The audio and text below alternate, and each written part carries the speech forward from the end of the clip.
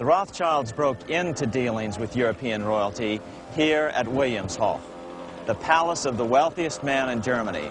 In fact, the wealthiest monarch in all Europe, Prince William of Hesse-Kassel. At first, the Rothschilds were only helping William speculate in precious coins. But when Napoleon chased Prince William into exile, he sent £550,000, a gigantic sum at that time, to Nathan Rothschild in London with instructions for him to buy consols, British government bonds, also called government stock. But Rothschild used the money for his own purposes. With Napoleon on the loose, the opportunities of wartime investments were nearly limitless. William returned here sometime prior to the Battle of Waterloo in 1815. He summoned Rothschild and demanded his money back. The Rothschilds returned William's money with the interest the British consuls would have paid him had the investment actually been made. But the Rothschilds kept all the past profits they had made using William's money. Nathan Rothschild later bragged that in the 17 years he'd been in England, he'd increased his original £20,000 stake given to him by his father by 2,500 times. By cooperating within the family, the Rothschilds soon grew unbelievably wealthy. By the mid-1800s, they dominated all European banking and were certainly the wealthiest family in the world. They financed Cecil Rhodes, making it possible for him to establish a monopoly over the diamond and gold fields of South Africa. In America, they financed the Harrimans and railroads, the Vanderbilts and railroads and the press, and Carnegie in the steel industry, among many others. In fact, during World War I, J.P. Morgan was thought to be the richest man in America. But after his death, it was discovered that he was actually only a lieutenant of the Rothschilds. Once Morgan's will was made public, it was discovered that he owned only 19% of J.P. Morgan companies. By 1850, James Rothschild, the heir of the French branch of the family, was said to be worth 600 million French francs, 150 million more than all the other bankers in France put together. He built this mansion called Ferrier, just east of Paris.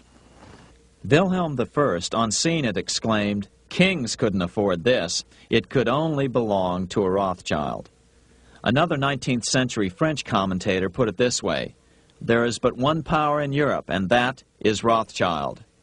There is no evidence that their predominant standing in European or world finance has changed. Now let's take a look at the results the Bank of England had produced on the British economy and how that later was the root cause of the American Revolution.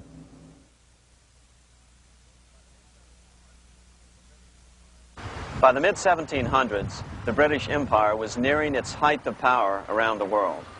But Britain had fought 4 costly wars in Europe since the creation of their privately owned central bank, the Bank of England. The cost had been high. To finance these wars, the British Parliament here had borrowed heavily from the bank. By the mid-1700s, the government's debt here in Britain was £140 million, a staggering sum for those days. Consequently, the British government embarked on a program of trying to raise revenues from their American colonies in order to make their interest payments to the bank. But in America, it was a different story.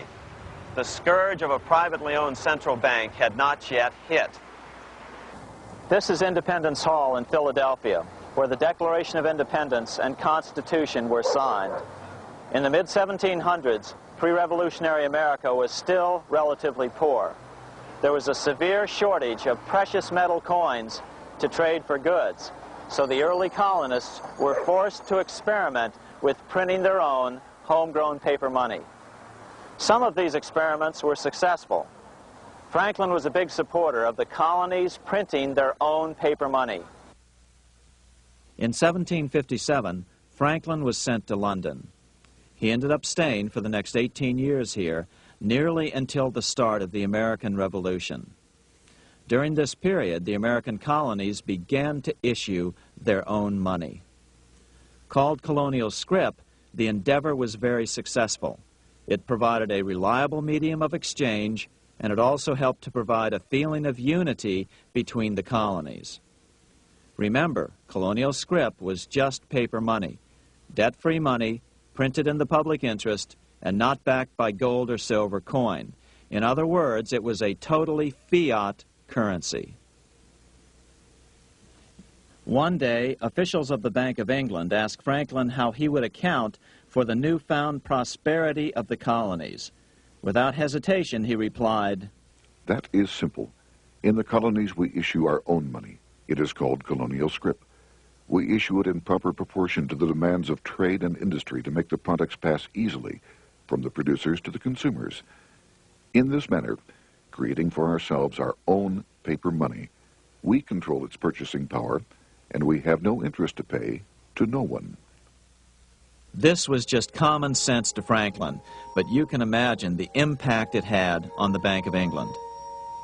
America had learned the secret of money, and that genie had to be returned to its bottle as soon as possible.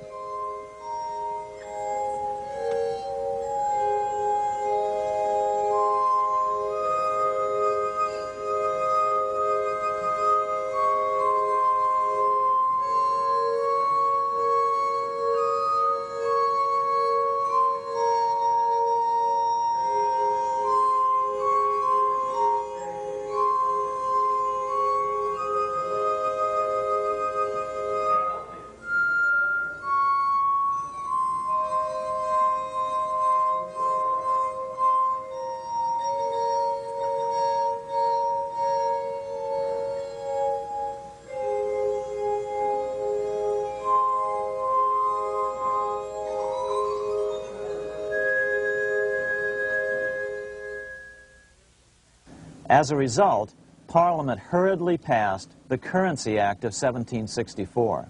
This prohibited colonial officials from issuing their own money and ordered them to pay all future taxes in gold or silver coins.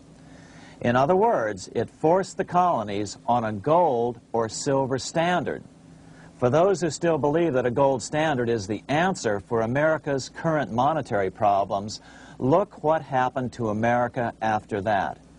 Writing in his autobiography, Franklin said, "In 1 year, the conditions were so reversed that the era of prosperity ended and a depression set in to such an extent that the streets of the colonies were filled with unemployed."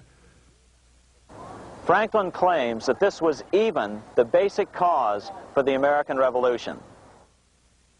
As Franklin put it in his autobiography, "The colonies would gladly have borne a little tax on tea and other matters had it not been that England took away from the colonies their money, which created unemployment and dissatisfaction. The inability of the colonists to get the power to issue their own money permanently out of the hands of George III and the international bankers was the prime reason for the Revolutionary War." By the time the first shots were fired in Lexington, Massachusetts, on April 19, 1775, the colonies had been drained of gold and silver coin by British taxation. As a result, the Continental government had no choice but to print money to finance the war. At the start of the Revolution, the U.S. money supply stood at $12 million. By the end of the war, it was nearly $500 million. As a result, the currency was virtually worthless. Shoes sold for $5,000 a pair. Colonial scrip had worked because just enough was issued to facilitate trade. As George Washington lamented, "A wagon load of money will scarcely purchase a wagon load of provisions." Today, those who support a gold-backed currency point to this period during the Revolution to demonstrate the evils of a fiat currency. But remember, the same currency had worked so well 20 years earlier during times of peace that the Bank of England had Parliament outlaw it.